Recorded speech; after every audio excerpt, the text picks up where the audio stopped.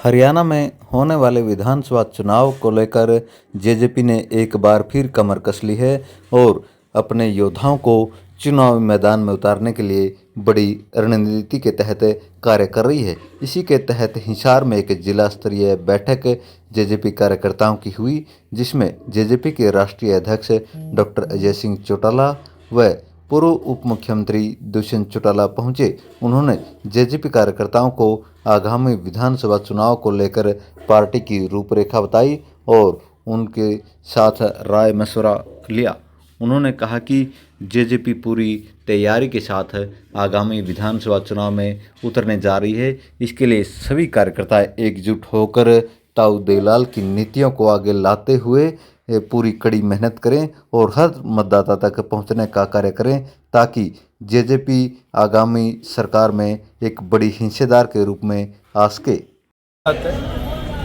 हमने तो 4.5 साल में वहाँ पर आदमी तो बहुत दूर की बात है, तो पक्षी उड़ता भी नहीं देखा। आज ये तो समझ आई कि जनमत के अंदर जनता की सुनवाई बहुत ज़रूरी है और अगर आज दरवाजे खुले तो जनता के काम भी करें। ये दरवाजे खोल कर काम ना करें, जनता आगामी विधानसभा में इससे बुरा असर भी दिखाने का काम करें। हमने तो 10 जिलों के अंदर साथियों से चर्चा करी और 100 दिन के रोड मैप के साथ डॉक्टर अजय सिंह चौटाला जी के आदेश अनुसार प्रदेश के प्रत्येक घर तक पार्टी को पहुंचाने का और कैसे नए साथियों को जोड़ा जा सके, उस कार्य को लेकर एक एक कार्यकर्ता मैदान में उतरेगा और मजबूती के साथ आगामी लड़ाई लड़ेगा।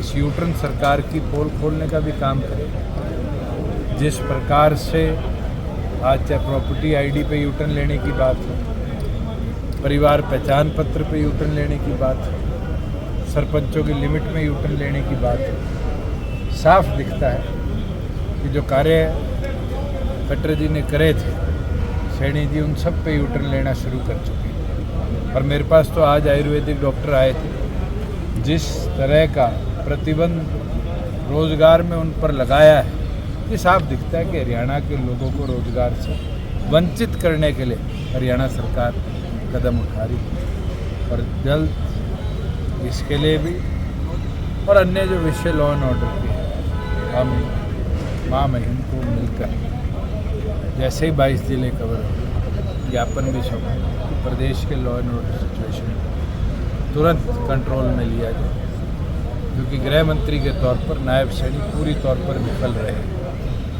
और एक नहीं अनेक इंसिडेंट ऐसे हो चुके जहां अलग अलग जगह फिरौती तो बहुत छोटी चीज़ है, सरेआम गोलियां भी चलाई गई है, लोगों की जानें भी गई हैं, मगर गृह मंत्री के तौर पर नायब सैनी जी को ये समय भी नहीं मिला कि वो इन चीज़ों अधिकारियों की बैठक भी लें। जो प्रॉपर्टी आईडी का फैमिली आईडी का जो इशू है, जब आप उनके साथ सहयोगी थे तो फिर क्या कभी कोई निरंतर उठाते रहे हैं, निरंतर कई चीज़ों में बदलाव दिलाई। जैसे एक रिस्ट्रिक्शन लगाई थी कि बिजली का बिल 6000 हो, उसको चेंज कराया। मगर जो रीवेरिफिकेशन की बात करी जाती है, आज सबसे बड़ा लैप्स तो रीवेरिफिकेशन है और रीवेरिफिकेशन के अंदर पिछले 4 महीनों में जो एडीसी का दफ्तर है, क्रिड का दफ्तर है, वो एक तरह से अड्डा बन चुका करप्शन का। जो 2000, 4000, 10,000 रुपये दे देता है, उसकी तुरंत रीवेरिफिकेशन है। और ये डाटा तो सैनी साहब क्रिड के रिकॉर्ड में निकाल के देख लें कि जिन लोगों ने 2-2 महीने, 3-3 महीने पहले एप्लीकेशन डाली थी, उनके डिस्पोजल आज तक नहीं हुए। और कई ऐसे केसेस हैं जिनमें 48 घंटे में भी पैसे लेकर डिस्पोजल करे गए। परिवार पहचान पत्र तो इस करप्शन का बहुत बड़ा अड्डा बन चुका है और जल्द तथ्यों के साथ इसकी भी हम बोल रहे हैं। भूपेंद्र सिंह हुड्डा कह रहे हैं बीजेपी जा रही है, कांग्रेस आ रही है। पहले वो अपनी तो गारंटी ले ले कि वो रहेंगे नहीं रहेंगे।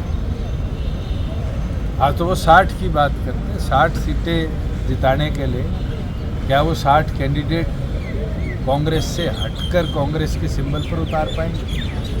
और अभी तो राज्यसभा का चुनाव है, आप लोगों ने मेरे आगे माइक लगाया था लोकसभा चुनाव में और पूछा था कि क्या सरकार अल्पमत में है। मैंने कहा था है, पत्र भी भेजा महामहिम को। और उसके बाद जब पत्र चला गया और पत्र चले जाने के बाद कांग्रेस के विधायक भी भागकर गए, 2 गवर्नर को पत्र देकर आए।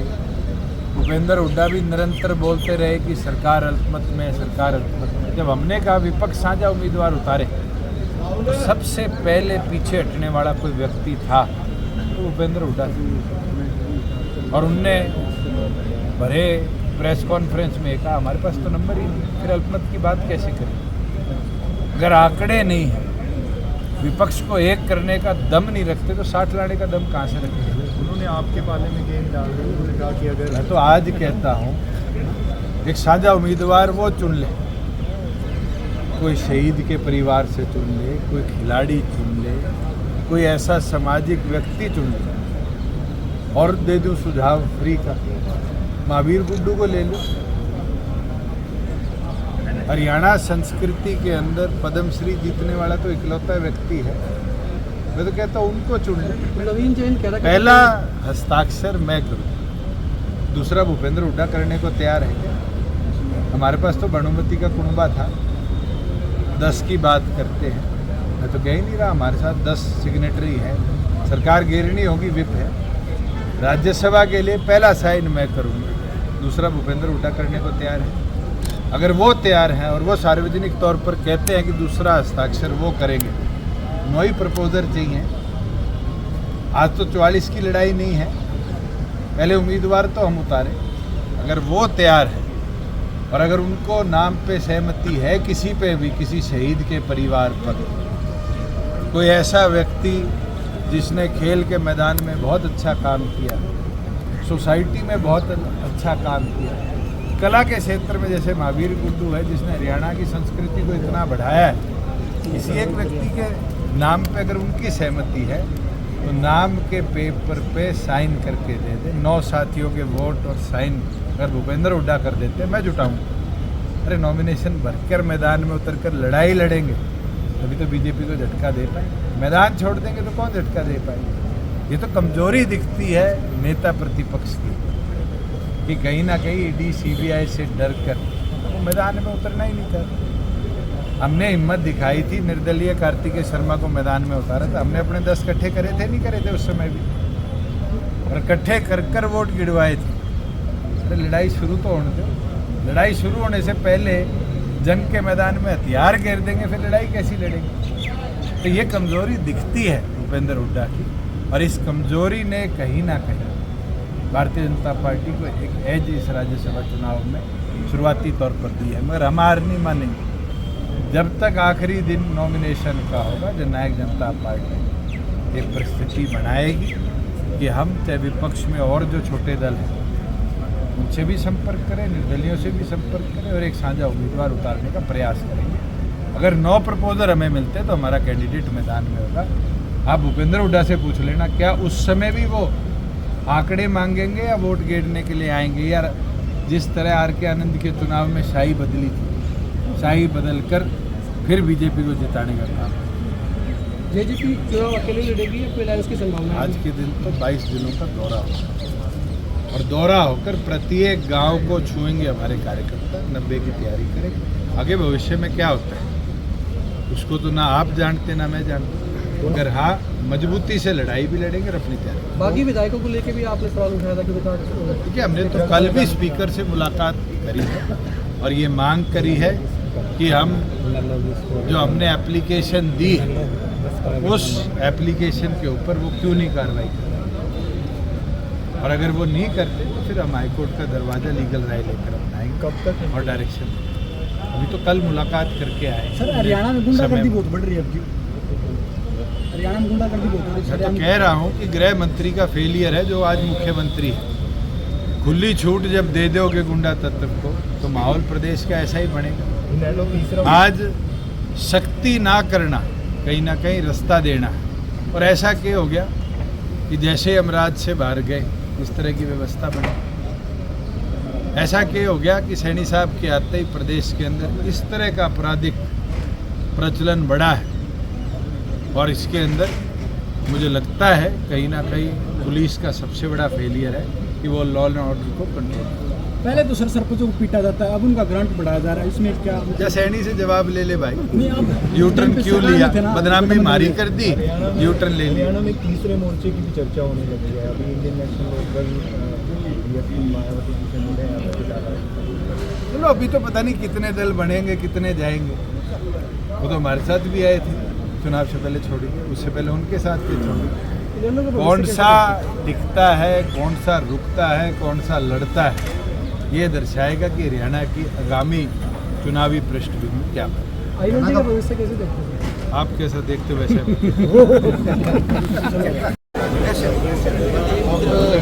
नए सिरे से हम अपने संगठन का जहाँ गठन करेंगे, पार्टी के नीति कार्यक्रम और प्रोग्राम लोगों के बीच में लेकर के जाएंगे, सरकार की बेकायदगियों से लोगों को अवगत कराएंगे।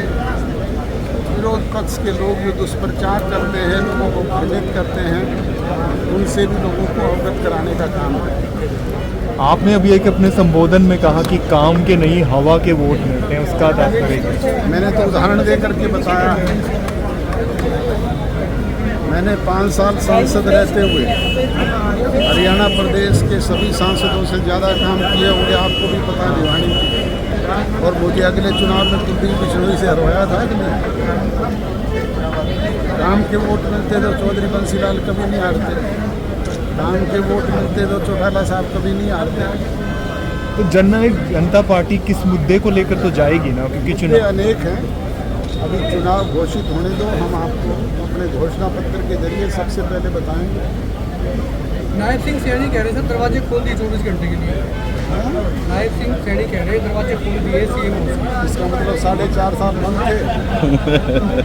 ये मानते हैं ना कि वो 4.5 साल बंद थे। सारे फैसले आपसे पूछ रहा हूँ, बताओ तो सही। फायदे तो यही है, ये बात तो खुद एक्सेप्ट कर रहे हैं वो। बहुत से इसका मतलब फैसले 4.5 साल पहले दरवाजे बंद थे, अब लोगों के लिए खोले गए। तो अब लोगों को ठगने के लिए खोले गए हैं। बात करते थे चुनाव में दुष्यंत के खिलाफ फाइल खोलेंगे, मुकदमा दर्ज करेंगे। चौधरी भूपेंद्र सिंह हुड्डा के खिलाफ मुकदमे, अरे यार बाबू डट जा। चौधरी भूपेंद्र सिंह हुड्डा के खिलाफ बाकायदा हमने चार्जशीट दाखिल करके एक प्रूफ दिया था और वो मुकदमे कोर्ट में चल रहे हैं। 10 साल की उम्र में काम किया उस पर, जिसको सजा देनी चाहिए, जिस पे एक्शन लेना चाहिए, उसके साथ तो मिली भगत करके काम करते हैं। और हमारे खिलाफ फाइल खोलने की बात करते हैं। खोलो ना फाइल, कहाँ गई वो? अब जिस तरह से मुख्यमंत्री घोषणाएं भी लगातार कर रहे हैं, तो आपको लगता है कि इस चुनाव में उसका कुछ असर पड़ेगा या? अब तो इनसे कुछ ही करवा लो चाहिए, अब तो सब कुछ करने के लिए तैयार है। पर 4.5 साल दरवाजे बंद थे।